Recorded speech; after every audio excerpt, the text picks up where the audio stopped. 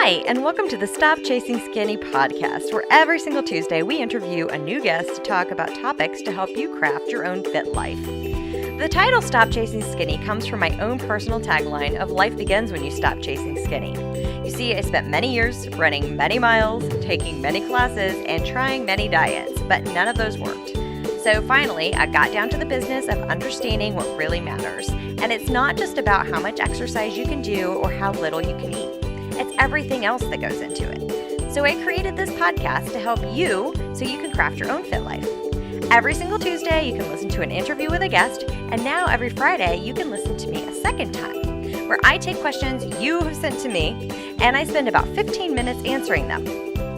You can even feed your brain this nourishing brain food by listening while you're cooking, commuting, cleaning, walking the dog, or just about anything else, because that is how we craft a fit life. Today's podcast guest is Beth Gruff. She is the founder of It's the Pits Pitbull Rescue here in Southern California.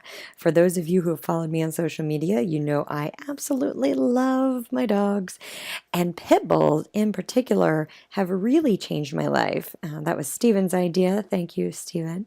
So Beth started this organization because it was something that she saw that needed to happen. We're going to get into all of the differences between what a shelter is, what a rescue is, all of that stuff. But I wanted to take a second to talk just a little bit about Beth.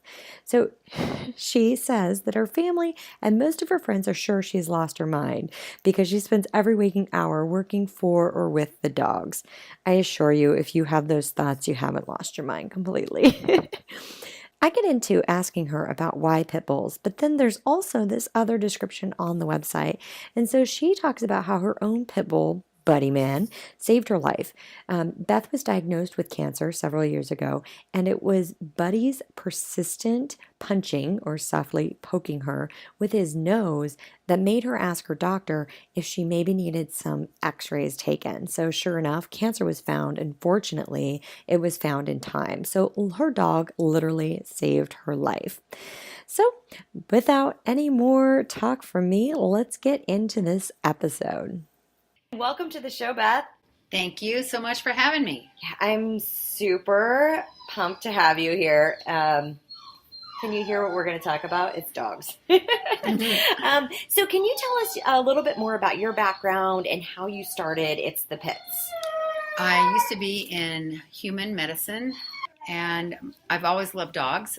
One day, my son came home and said, I want a dog. And we moved into a home with a fenced yard, so I said, okay, now's the time. We went and looked at a dog that he found in the reader. It was a pit bull, and I said, I'm not sure I want a pit bull, but we went and looked anyway, and she was the nicest dog, and I said, whoa, I think I'm in trouble. She came and laid her head on my knee and walked like a dream and super sweet, rolled over for belly rubs, and that was the end of that. We took her home. Oh, and it dominoed from there. So after I had my one dog that we actually adopted, I ended up pulling some dogs from the shelter and with the intent to rehome them. And I found that I had a knack for that. And we just kept pulling dogs that were on death row and adopting them out. And 3,200 dogs later, we're doing well. That's awesome. So now what is the difference between a shelter and a rescue? Because I think some people get it kind of mixed up in their head.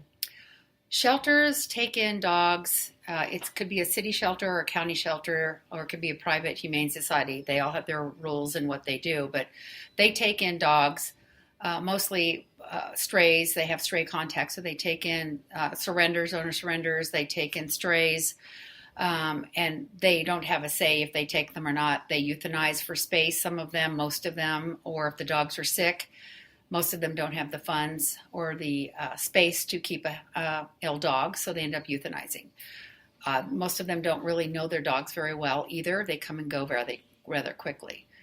Rescues, or good rescues, will take their dogs in, and they'll learn the dogs. They'll find out the dog's behavior. They'll also fix any medical issue that is existing and then readopt the dog out with the proper home, which matches the dog's personality, energy level, and the other animals in the home that is considering to adopt the dog. If they have cats, kids, or other dogs, we do interactions to make sure everybody is a good match. You definitely do. You Yeah. are really good about that. Thank and you so much. I love how honest you are too, because a lot of people, they just want to like quote unquote sell that dog, or get it adopted or get it out there. But you are very passionate about making sure that it goes to the right home. So what is the difference between a no-kill shelter and a regular shelter? Because I found this very interesting whenever we first talked about it. In my opinion, there is no such thing as a no-kill shelter. There are shelters that will keep dogs longer if they're healthy and adoptable, but most shelters have what they call, they don't kill a healthy adoptable dog. So the description of a healthy and adoptable dog is a dog that does not have an ear infection, kennel cough, which is a runny nose, any skin conditions, a limp, eye problems, shaggy hair, any of that stuff is considered a not adoptable dog. And so those dogs are at high risk in a shelter, where at a rescue, obviously we treat those dogs, get them adopted, and after we, pay for their medical to be repaired, and we treat pre-existing conditions even when people adopt them and the condition is still actively being treated, we continue to pay for that until it's resolved. Oh, that's great. Yeah, and then the shelters, they just don't have the capability to do that, so they can't keep dogs like that. They have a huge flow of dogs coming in. The only place that I would consider would be a no-kill shelter, and they do as necessary for medical needs, would be Best Friends in Utah. And you just can't hardly get in there now. They're just constantly barraged with requests. Wow. So, because I think a lot of people think, I dropped my dog off at a no-kill shelter. It'll find a great home. That's not... No such thing. Right. Yeah. So let's go ahead and go through the process of what happens when somebody surrenders their dog to a shelter. Because like a stray is, that's a whole different scenario. But say somebody's like, hey, for various reasons, I'm going to drop my dog off at a shelter. What is the kind of typical process, like timelines? What happens to the animals once they get in there? It depends on the different shelter and the area of the country, but locally they'll take the dog in, assess the dog when it first comes into the shelter, and most dogs are given, if it's a stray, they have a stray hold. I think it's 5 days. If the dog is extremely aggressive, they'll most likely euthanize the dog. Some of the shelters, like our local shelters, will usually reach out with dogs before they put them down unless they're just absolutely horrible. But if they're bad medically or if they're bad behaviorally, they'll probably let them go after the stray hold. And if it's a surrender, they can do it immediately because the owner surrendered the dog to them. So unless the dog is well-balanced and healthy, there's a high risk that it won't make it out, and especially depending on the breed. Yeah. And bully breeds have a much harder time getting out because of the stigma out in the public. Those of us love them, but there are people that are afraid of them. And they have a higher risk of euthanasia because of the volume that are in the shelters, as well as if there's anything wrong with them, they just don't keep them. Yeah, and I think, too, you said something about how when they get into those shelter environments, they're in cages now, and they're like being barked at by other dogs. So a dog that maybe was not aggressive before could be seen aggressive. It's pretty stress. Soon. It's what it is they get into a place. Imagine yourself in a country that you don't speak the language. You're in a house that you don't understand how to get anywhere, how to find out, how do you go get food? How do you say I'm hungry? How do you say I'm thirsty? I need to go outside. Any of that. The same thing with the dog. They're losing their home and they go into this loud, cold, smelly place with hundreds of people coming by and looking at you and touching you and dogs barking at you. It's a pretty depressing situation. Some of our local shelters are inside and nice, but most of them are not. And when a dog goes into the shelter, it's a very stressful situation where they have an immune problem.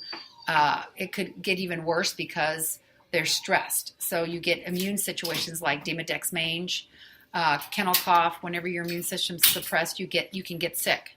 Okay. And so you have a higher probability of getting sick because your immune system's suppressed because you're stressed. Got it. Mm-hmm. Wow. Plus, you're exposed to everything in there, too. Yeah, because you don't know. I mean, some of the dogs have not been vaccinated. Even Correct. if your dogs have been vaccinated, there are things that you can't, vaccinate against. Yes. Oh, man. All right. Well, that explains a lot. We're going to take a really quick break, and we'll be right back. Have you signed up for the 10-Day Jumpstart program yet? It's free. The SK Fit Life 10-Day Jumpstart program is 10 days of emailed lessons straight in your inbox. All of my best lessons straight to you for free. Go to www.skfitlife.com/free10day. That's FREE10DAY. See you there. And welcome back. Okay, so what are some of the most common reasons you see dogs ending up in the shelter? And then what are some of the things that people can do to take care of that, like so that they don't have to drop their dog off in the shelter? Well, the most complaints we hear are if people have a dog that's reactive to their other dog. So this is a multi-dog household, 2 or more. A lot of the times, I'm going to say 90% of the times that's happening is the dog resource guards the person. And that's a situation that can be fixed with a behaviorist or someone that understands that. The other reasons are people moving. They don't give themselves enough time to find a place to move that will accept their dog. Or if they're flat out moving, if they're in the military and they're going on base, these breeds are not allowed on base. So those are the most common reasons for people putting their dogs in shelters. I mean, occasionally you hear somebody, I just don't want the dog anymore. And yikes, that's pretty sad. Yeah, well, and you also hear excuses that really are just covering up the I don't want this dog anymore. Yeah, you're right. Yeah, or like, you hear, oh, my dog's a purebred. It'll find a great home. Or I just had a baby. Oh. Seriously, I've had twins. I had cancer, and I ran the rescue, and I had my own 5 dogs at the time. Yeah. I managed. That's a lot. Yeah. Yeah. So let's talk a little bit about the resources that somebody could use, like a behaviorist, for example, dog walkers, things like that. So a behaviorist is different from a trainer, right? Yes, they are. There's book smart behaviorists, and those people are in business and they're expensive, and most of them don't have hands-on experience to understand actual dog behavior. And then there's self-taught behaviorists and people that are book smart as well as self-taught, and they watch body language and they learn it. It's a gift. It's like the horse whisperer, the dog whisperer. There are people that are gifted in that. And Randy Davis is one of those people. He's awesome. He understands dog behavior. He understands the body language. He does this with horses as well. So behaviorists learn and can read body language and assess what the problem is and fix it. And most of the time it's the way humans are interacting with the dog. So changing that behavior and how humans handle their pets will fix the problem. Trainers are sit, come, and stay. And they're, for average dogs, that's fine. But when you have a behavior modification that needs to come into play for a dog, meaning fence fighting, fearful, aggressive dogs. They're not really aggressive, but they're fearful, so they react like aggressive dogs. They're really not. Most of them live with other dogs. Those are behaviors that a behaviorist needs to help with, not a trainer, because they tend to use the wrong methods to fix it, what they think will fix it, and it doesn't. It makes it worse. Yeah, and so I want to say, too, the one thing, the biggest, I've taken so much away from this experience, but the biggest thing that I took away from working with Randy with the fosters that I've been fostering is the body language of a dog. Like, we think it's so cute. Oh my God, look, he sits on my feet. How adorable is that? No, that's resource guarding. So when I first heard resource guarding, I thought, a dog fighting for its food, fighting for its toys. it can also fight for its human, Mm-hmm. right? Because we're a resource. So, if you're listening to this and you're like, oh man, my dog does that. My dog leans on me. I think it's cute when he stands on my foot. I used to too, but that's not a good dog behavior, and this is what a behaviorist can help with. Correct. Just teaching people when they first get a dog, start off the right way. Walk in your home. The home is yours. Everything in the home is yours. The food is yours. You're sharing your things with your dog.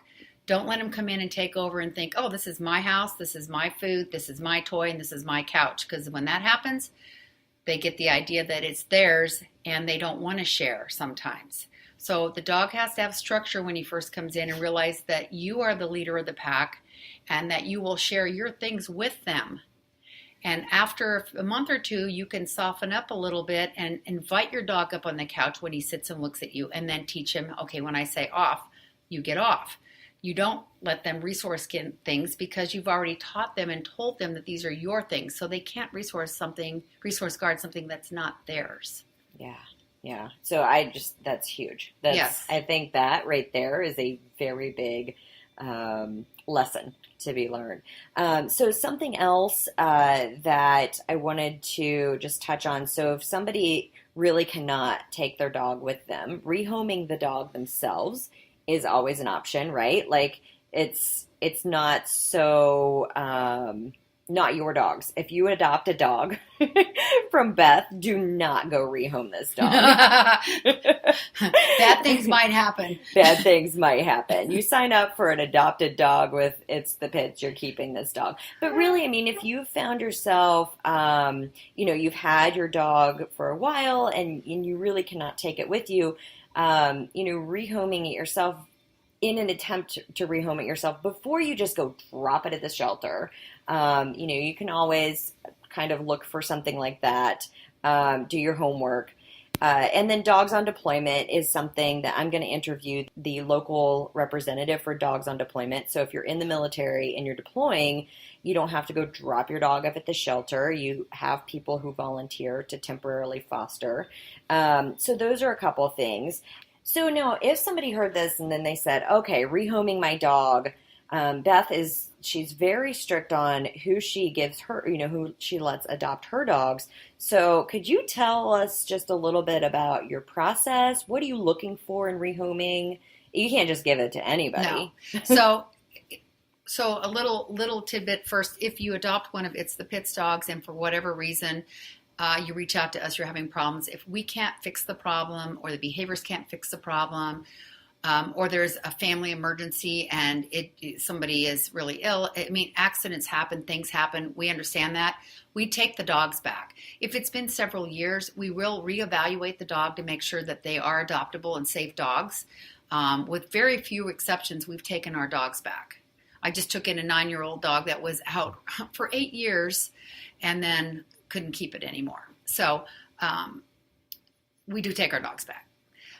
To address somebody, we also help people in the public. We try to help people keep their dogs in their family if we can help them solve problems that are causing them to think about rehoming if there's no other way about it. For example, we just helped a family rehome a dog they'd had since it was 6 weeks old. Their daughter was highly allergic to the dog. It broke everybody's heart, but she was getting very, very ill. And so they allowed us to help them by teaching them how to walk the dog appropriately on a slip leash, teaching the dog to be crate trained, and what we would need the dog to be like in order to rehome the dog to our standards. So we're comfortable adopting the dog out to the public. We supported that. We just